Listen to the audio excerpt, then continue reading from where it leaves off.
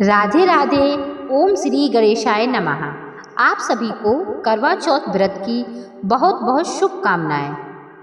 प्रिय श्रोताओं, आज की इस वीडियो में हम करवा चौथ के दिन सुनी जाने वाली कथाएं सुनेंगे। इनमें से जो भी कथा आपके यहाँ सुनी जाती हो, आप करवा चौथ की पूजा करते समय सच्चे मन से सुन सकते हैं। कथा सुनने से पहले भगवान गणेश जी का और करवा माता का ध्यान करें और अपने हाथ में अक्षत या गेहूं के दाने लेकर कथा का श्रवण करें। करवा चौथ के व्रत की कथा के अनुसार एक साहूकार था। उसके 7 बेटे और 7 बहुएं थीं और एक बेटी थी। वे 7 बहन एक साथ ही भोजन किया करते थे। एक बार कार्तिक मास आया। तब कार्तिक मास के कृष्ण पक्ष की चतुर्थी तिथि के दिन करवा चौथ का छठ आया। तब सारे भाई बोले, आओ बहन भोजन कर लें। तब बहन बोली कि भाई, आज तो मैं भोजन नहीं करूँगी, आज तो मेरा करवा चौथ का व्रत है। मैं तो आज चंद्रमा उदय होने के बाद अर्घ देने के बाद ही भोजन करूँगी। भाइयों ने सोचा, ऐसे तो हमारी बहन भूखी रह जाएगी और उसे होगा भूख बहुत होगा। भाइयों ने सोचा, विचार कर आपस में मिलकर एक योजना बनाई। तब भाइयों ने एक दिया लेकर और एक छलनी लेकर जलता हुआ दिया उस छलनी में रखकर एक पेड़ पर टांग दिया।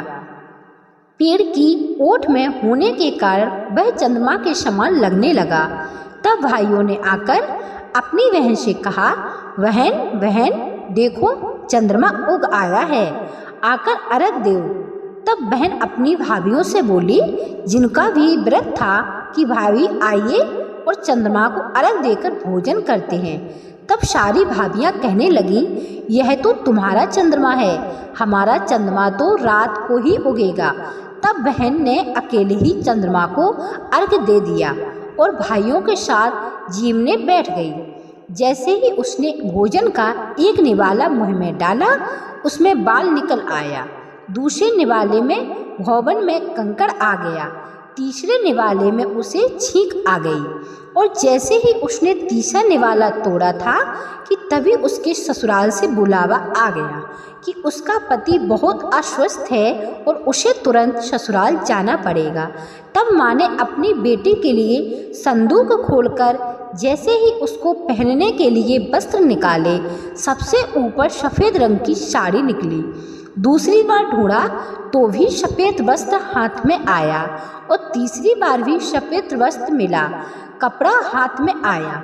तब माँ ने अपनी बेटी को सफ़ेद कपड़े पहनाकर ही विदा कर दिया। बेटी को विदा करने से पहले माँ ने अपनी बेटी को सोने का 1 टका भी दे दिया और कहने लगी, बेटी, रास्ते में तुम्हें जो भी मिले उसके पैर छूकर प्रणाम करना और उसका आशीर्वाद लेकर ही आगे बढ़ना। और रास्ते में जो कोई भी तुम्हें सुहागन रहने का आशीर्वाद दे, तुम उसको सोने का यह टका दे देना और अपने पल्लू की गांठ बांध लेना। इस तरह समझा बुझाकर माँ ने अपनी बेटी को विदा कर दिया। बेटी अपने मायके से विदा होकर ससुराल के रास्ते पर बढ़ने लगी। रास्ते में उसे जो भी मिलता जाता, यह सभी को प्रणाम करके उनके पैर छूकर उनका आशीर्वाद लेकर आगे बढ़ती रही। रास्ते में सभी ने उसे आशीर्वाद दिया, शीली हो, शबरी हो और सभी भाइयों की प्यारी हो, अपने भाइयों का सुख देखे। लेकिन उनमें से किसी ने भी उसे अब तक सुहागन रहने का आशीर्वाद नहीं दिया। इधर ससुराल में पहुंचने पर उसे छोटी ननंद सामने खड़ी मिली तो वह उसके पैर छूने लगी। तब छोटी ननंद कहने लगी कि सीली हो, सपूती हो, 7 पुत्रों की माँ को कोर में मेरे भाई का सुख देखो। यह सुनते ही उसने झट अपनी ननंद के पैर छूकर आशीर्वाद लिया और सोने का जो सिक्का उसकी माँ ने दिया था, अपनी ननंद के देकर अपने पल्लू में 7 गांठ बांध ली। जब वह अपने कमरे के अंदर गई तो सास ने उसे बैठने के लिए पीढ़ा नहीं दिया और बोली, उमर मरा पड़ा है, जाकर उसके पास बैठ जा। तब वह बहुत उदास मन से अपने पति के पैरों के पास बैठ गई और उसकी सेवा करने लगी। और वह इस बीच में जो भी उसकी सास उसको खाने पीने के लिए बासी या घर का वसा कुचा खाना देती, यह उन्हीं की खाकर गुजारा करने लगी। इस तरह वह दिन रात अपने पति की सेवा करते हुए जो कुछ भी मिल जाता उसी में संतुष्ट होकर अपने दिन काट रही थी। इसी बीच मंगशर की चौथाई टी करवा माता पुकार कर कहने लगी, करवा ले भाइयों की प्यारी बनवा ले, दिन में चांद उगानी करवा ले, पनी भूखी करवा ले। तब वह चौथ माता को देखकर हाथ जोड़कर बोली, करवा माँ तुम ही ने उजाड़ी है, अब तुम ही सुधारो। अब तो तुम्हें किसी भी हाल में मुझे सुहाग देना ही पड़ेगा, मेरे पति को जीवित करना ही पड़ेगा। तब करवा माता बोली, कुछ ही दिनों में पी की चौथ आएगी, तब तुम उनसे अपना सुहाग मांग लेना, वह मेरी बड़ी बहन है। फिर पी की भी बहुत आई, उसने उनसे भी यही कहा। इसके बाद सात की और फागुन की चौथ आई और आकर चली गई। बैसाख जेठ आषाढ़ सावन भादों सभी की चौथ आई और सारी चौथ माता यही जवाब देती गई कि अगली चौथ में तुम्हें सुहागन होने का आशीर्वाद मिल जाएगा और तुम्हारा पति जीवित हो जाएगा। और हर बार चौथ माता उससे अगली चौथ का सुहागन होने का आशीर्वाद देकर चली गईं। इसके बाद अशौच की चौथ आई तो उन चौथ माता ने कहा, तेरे ऊपर कार्तिक की चौथ माता नाराज हैं, कुपित हो गई हैं और वही तेरा सुहाग वापस करेंगी। अगर वह तुम पर प्रसन्न हो जाएंगी तभी यह तुम्हारे पति को जीवित कर देंगी और तुम्हें सदा सुहागन होने का आशीर्वाद मिल जाएगा।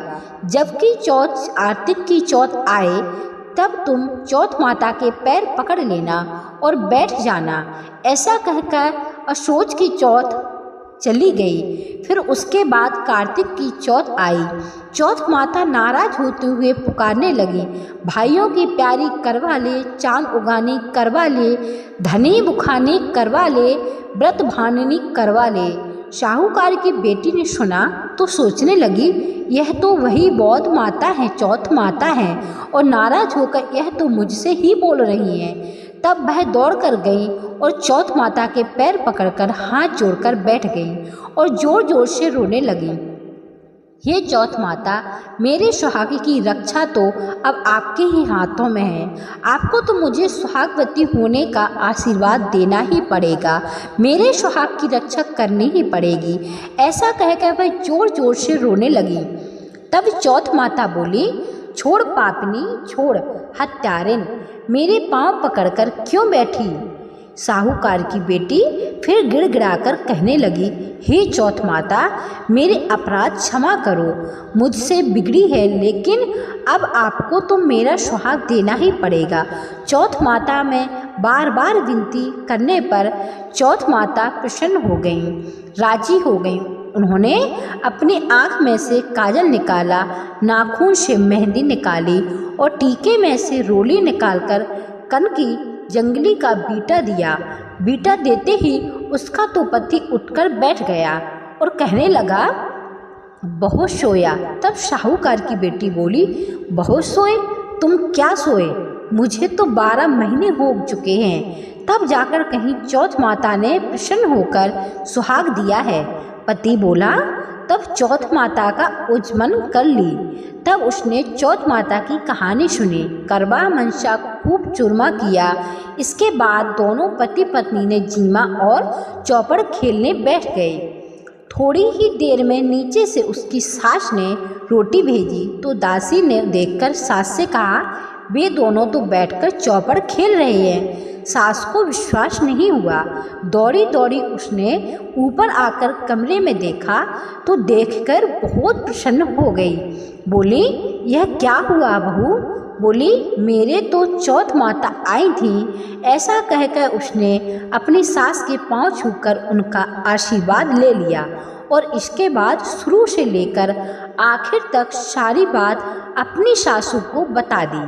सुनकर सासू माँ बहुत प्रसन्न हुई और उसने ढिंढोरा पिटवा दिया कि किसी भी पुरुष की पत्नी, किसी भी भाई की बहन, बेटों की माँ, हर कोई चौथ का व्रत करे। 13 नहीं तो 4 करें, 4 भी ना कर सको तो साल की 2 चौथ तो अवश्य करो। हे चौथ माता, जैसे साहूकार की बेटी को सुहाग दिया वैसे सबको देना, हमें भी तो देना। कहानी सुनने वाले की, सुनाने वाले की और हुंकारा भरते सभी की देना।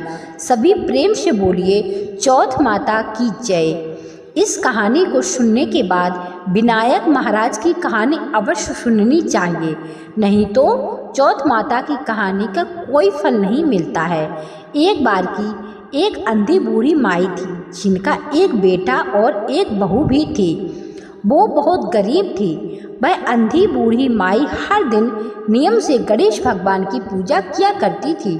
गणेश भगवान एक दिन बूढ़ी माई की पूजा से प्रसन्न होकर उनके सामने साक्षात सन्मुख आकर बैठ गए और बोले, बूढ़ी माई, तू प्रतिदिन निस्वार्थ भाव से मेरा पूजन करती है, मैं तुझ पर प्रसन्न हूँ, जो चाहे सो मांग ले। तब बूढ़ी माई बोली, हे विश्वाता भगवान गणेश, मुझे मांगना तो आता नहीं, सो मैं क्या मांगूं? तब गणेश भगवान कहने लगे, ठीक है माई, मैं कल आऊँगा, तब तक तू अपने बहू बेटे से पूछकर कुछ मांग लेना।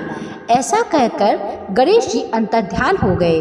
तब बूढ़ी माई ने अपने बहू बेटे से पूछा तो बेटा बोला, माँ धन मांग लेना। बहू बोली, माँ जी पोता मांग ले। तब बूढ़ी माई ने सोचा कि बेटे बहू तो अपने अपने मतलब की बातें कर रहे हैं, इसीलिए उस बूढ़ी माई ने अपनी पड़ोसन से जाकर पूछा। पड़ोसन कहने लगी, बूढ़ी माई, तुम्हारी तो बस थोड़ी सी ही जिंदगी बची है, तू क्यों मांगे धन और क्यों मांगे पोता? तू जो केवल अपनी आँखों की रोशनी मांग ले, जिससे तेरा आगे का सारा जीवन सुख से बीत जाए। जब उस बूढ़ी माई ने बेटे और बहू और पड़ोसन की बात सुनकर घर में जाकर सोचा कि ऐसा क्या मांगूं जिससे बेटा बहू भी खुश हो जाए और मेरा भी भला हो जाए, मैं तो वही मांगूंगी।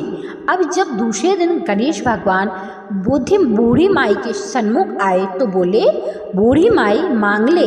गणेश भगवान के वचन सुनकर बूढ़ी माई हाथ जोड़कर बोली, विघ्नहर्ता, अन्न देवो, धन देवो, निरोगी काया देवो, अमर सुहाग देवो, दीदी घोड़ा देवो, सोने के कटोरे में पोते को दूध पीता देखो, अमर सुहाग देवो और समस्त परिवार को सुख देवो, आपके श्री चरणों में मुझे स्थान भी देवो।